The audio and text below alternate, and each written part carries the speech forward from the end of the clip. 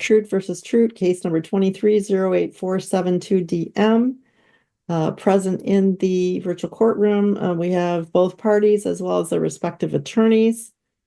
And we are here on a motion filed by the plaintiff to modify support. And Mr. Stoner. Yes, Your Honor. If I may proceed. Yes, you may. And I've read everything. Okay, wonderful. I'll try not to recapitulate everything, but there are some extraneous issues that were kind of brought in on the response that I think is important to address, given the request that my client be held in contempt. As the court is aware, there are pending felony charges for 2 counts of child abuse, 3rd degree, against the defendant mother. And as part of that criminal case, there was a no contact order with respect to the minor children. Additionally, the parties effectively mirrored that by suspending mother's parenting time on April 24th. Yes. I know all of that. So Okay, very good, very good. So my client, it's pretty straightforward. Mother doesn't have parenting time. Father has sole parenting time, and he's requesting that the court suspend his child support obligation. And how he put it in his pro se motion was that they reverse the child support, effectively asking that child support be assessed against mother on a temporary basis during this abeyance period of mother's time with the children. With regard, I could give some case law citing the court's authority to do this. There's Romaine versus Romaine. Okay. I'm very aware of I've been doing this for 35 years, so you don't need to cite it for me. Okay, very good. Okay. Very good. With regard to the response filed by the defendant, I would state that, well, first he asks that, he states that because the temporary order the parties entered did not reference child support, that therefore child support should by de facto not be included. I don't think that that is reasonable. To make that to apply that would say that every order has to be all encompassing and that it must address everything, or else if it doesn't, then it's off the table. I don't think that that's consistent with the law. The law does provide that the court is allowed to apply support retroactively under MCL 552.603 to the time of the petition, which is what we're requesting today, both that his be suspended and that support be assessed. With regard to the arguments related to the school, I don't know if the court wants to hear them, but I did see that they were that one was noticed up for July. Correct. Their objection was. Yes. Okay. So I guess I would say that's not before me today. Okay. And just with regard to the request and the response that my client be held in contempt and jailed, I would say Rule MCR 3.606 governs contempt proceedings, and it provides that an ex parte motion must be filed and an order entered, proper service must take place, and then the court can issue an order to show cause. None of that has taken place. Therefore, procedurally, I'd say as a matter of due process, my client, I think it would be improper for my client to be held in contempt That today. is not before me today because it has not been properly brought before the court. All right. Thank you. Nothing further at this time. Mason. Yes, Your Honor. First of all, we believe that Ms. True is innocent of these charges and we can prove it, but that's not in front of us today. Mother's attorney pushes back aggressively. He argues that the criminal case remains unresolved and claims father has ignored previous orders involving the children. He's asking a suspension of his child support. We had a stipulated order that didn't discuss that. I do want to bring to the court's attention that he is in violation of several signed orders to return the kids. He has not done that to the school for 2 months now. And now he wants to come in here and not only suspend his child support, but now assess it against her. He's overplaying this hand in this trumped up criminal case that she has, which we believe we can win, which is in front of us. So we'd ask their motion be denied in its entirety. And we will be pursuing contempt charges because we had a stipulated order to not move the kids and bring them back that he completely blew off. We filed an ex parte that was signed. He blew off. Again, it's not in front of me today, so I can't address it. what is in front of me is a motion to modify support. The law is abundantly clear that child support is modifiable at any time based on a change in circumstances. There's certainly been a change in circumstances here. So I will grant the motion to suspend support, but I will refer it to the front of the court regarding support for an updated recommendation regarding the change in circumstances. And is there anything further? No, we'll be show causing on that contempt thing promptly. Okay. With regard to the date that support would be authorized, would that be to the date of the petition? Yes, the date of the filing. Thank you. Okay, present in the virtual courtroom are both parties as well as Mr. Glovett, who has a limited appearance filed on behalf of the former Ms. Jones. We are here on the defendant's motion in order to show cause against Mr. Jones. Mr. Glovett. Yes, well, this is actually a matter of second impression. This court already heard all of these allegations and entered an order October 31, 2026. And this court actually provided one of the more thorough opinions and orders I've seen. And it was very clear what was expected, what the penalties would be.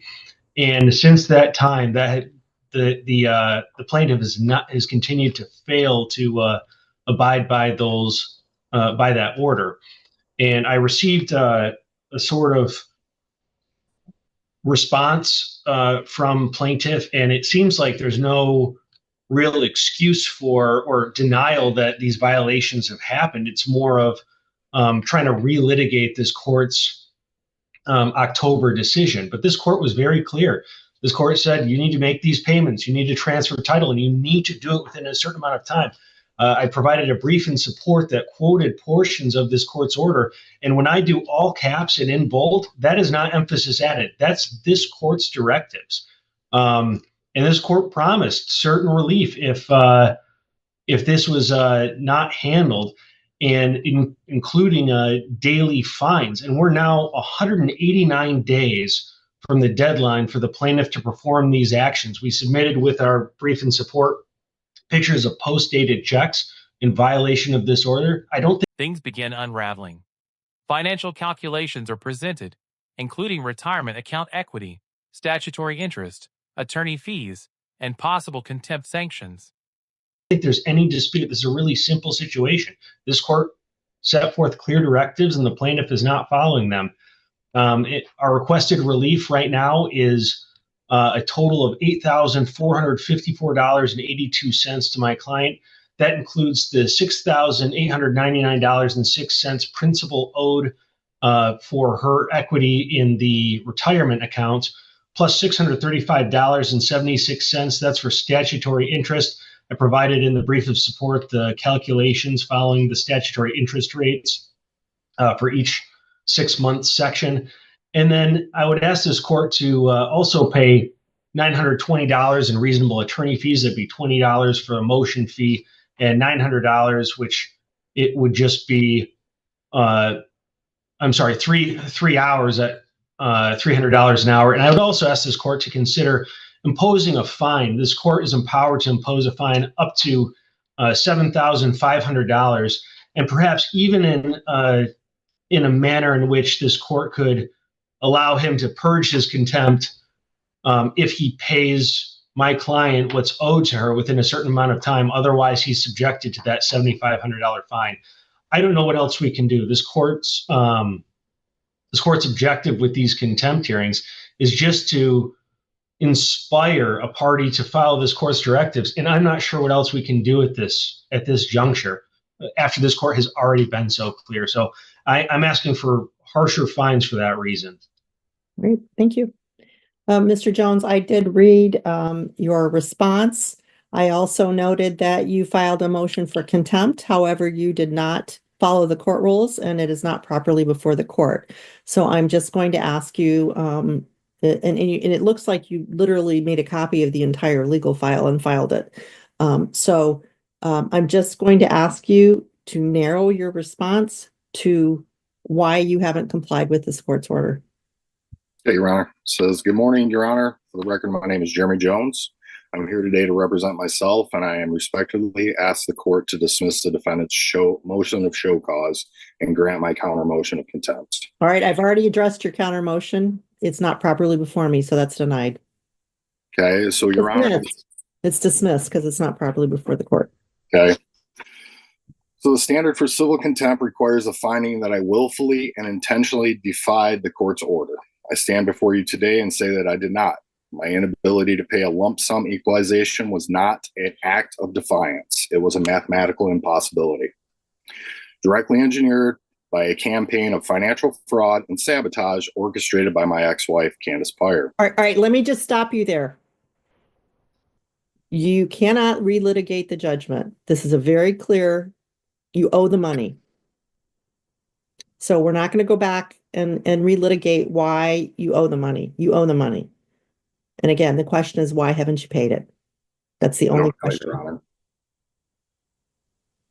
Sorry? I said I don't have it, Your Honor. Right.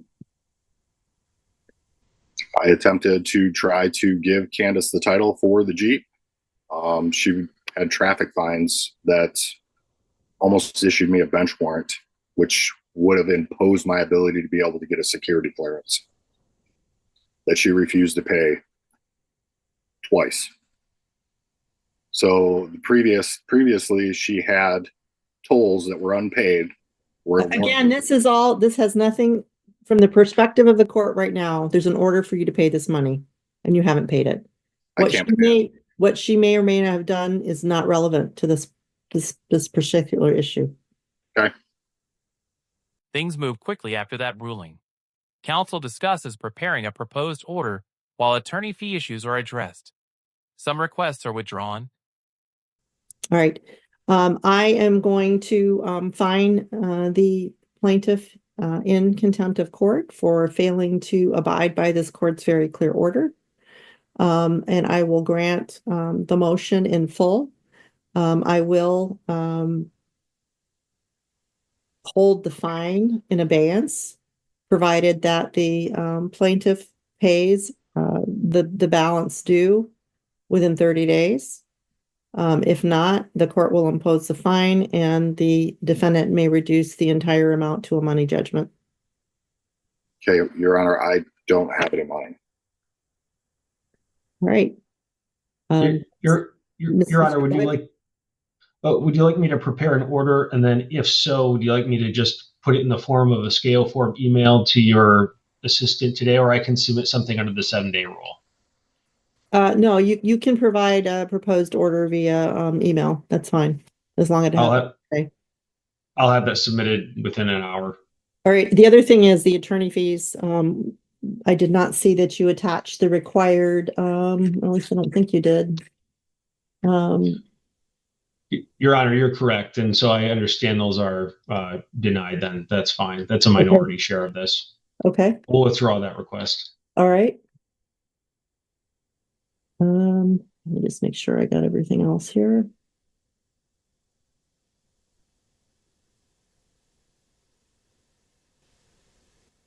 All right. Thank you. We're adjourned. Your Honor, what about the $1,000 that I already paid her? Will that be taken off of the money owed? Mr. Glovick, does your accounting show that payment?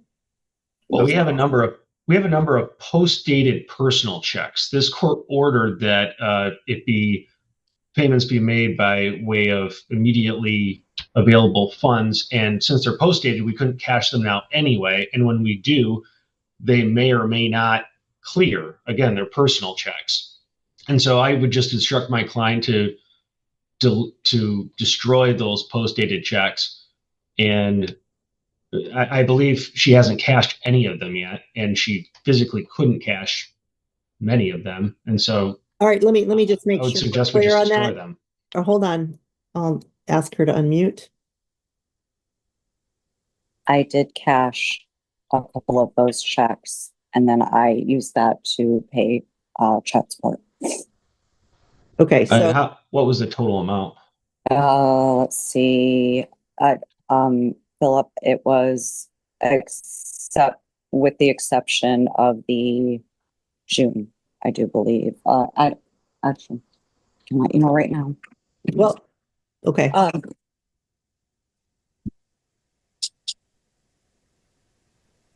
Did you cash all of them but one? Is that what you're saying? Yes, that's correct. So Okay. they were totaling $200 each. So $800 is what you cash?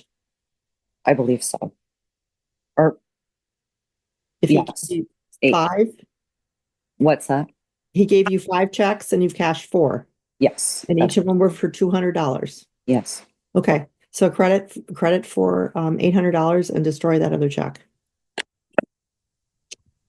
All right, we're adjourned. Thank you. Your Honor, can I ask about the child support arrearages? That is not before me today. All right, we're adjourned. The final moments bring clarification. Testimony confirms that several checks were cashed, resulting in an $800 credit against the balance. The judge orders the remaining check destroyed, closes the issue, and adjourns the hearing, leaving the contempt order fully intact.